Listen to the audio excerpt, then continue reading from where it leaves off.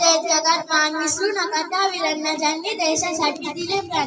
सूर्याप्रमाणे तेज दिसणारे व्यासपीठ, चंद्राप्रमाणे शीतल छाया देणारे परीक्षक आणि चंद्राप्रमाणे माझे मित्र मैत्रिणी सर्वांना माझा नमस्कार. माझे नाव ज्ञानेश्वरी आहे.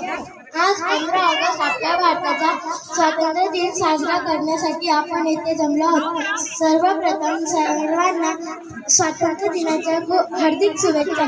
15 ऑगस्ट 1947 रोजी आपला भारत देश इंग्रजांच्या गुलामगिरीतून मुक्त झाला. आपला स्वातंत्र्य